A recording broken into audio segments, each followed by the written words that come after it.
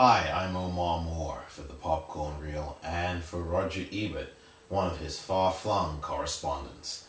I'm here to talk about The Messenger, a film that really is one of the great films of 2009. In fact, it's the best film I saw in 2009, and earlier this month, the Academy of Motion Picture Arts and Sciences included it amongst its nominations for the 82nd Annual Academy Awards.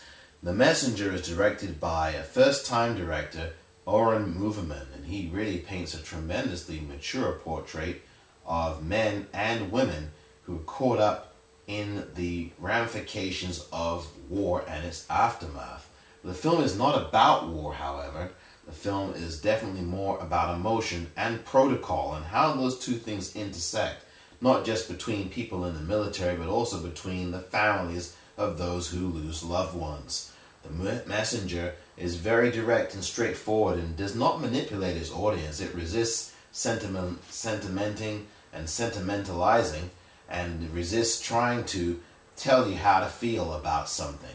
And that's rare today in films. And this film, which was released mostly in October and November of 2009, needs to be seen by a lot more people. And it certainly will get a boost from the nominations it got recently, that of Best Supporting Actor for Woody Harrelson and for Best Original Screenplay written by Mr. Moverman and by Alessandro Camon. The cast is Mr. Harrelson, Ben Foster, and Samantha Morton. Mr. Harrelson plays Tony Stone, a commander who is in the military, and he is recruiting a brand new man. Well, not that brand new. His name is Will Montgomery. He served the tour of duty in Iraq, and he's played by Mr. Foster. And Mr. Foster now has the task, as Will Montgomery, to do something that perhaps is more difficult than his tour of duty ever was, and that is to tell the news to American military families that they certainly do not ever wish to hear. The Messenger is full of moments of power and raw, visceral move, and it's all about the way that the characters in this film connect to each other or don't.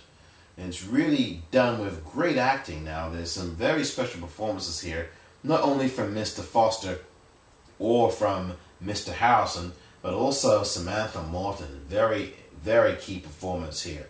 Mr. Foster, though, is the glue that holds all of these characters together. And although he wasn't nominated, he certainly should be acknowledged here for the tremendous work that he has done. Mr. Foster's character interacts with these two other characters at critical junctures, and he's trying to do something that he's not supposed to do. He flirts, he flickers, he is almost there and he's not there in the way he presents himself. There's compassion, there's devotion, there's temptation, there's forbidden fruit, if you will. The Messenger contains all of these types of feelings and shades of emotion. And we're not supposed to talk about grief. We're not supposed to show you the coffins of those men and women who fight and die for the United States of America. The Messenger, where that film succeeds so tremendously well, is that it puts all of these feelings on the table and asks us, challenges us as an audience to deal with them, to address them, to really look at them very forthrightly and sincerely and earnestly. And that's why Mr. Moverman's film is so special to me. Where war becomes a cliche in many films, whether they're Hollywood films or independent films, The Messenger stays focused and straight ahead. And it's a film you really need to see, and I certainly hope it does very well on Oscar night, for it richly deserves it. I'm Omar Moore, one of Roger Ebert's far-flung correspondents.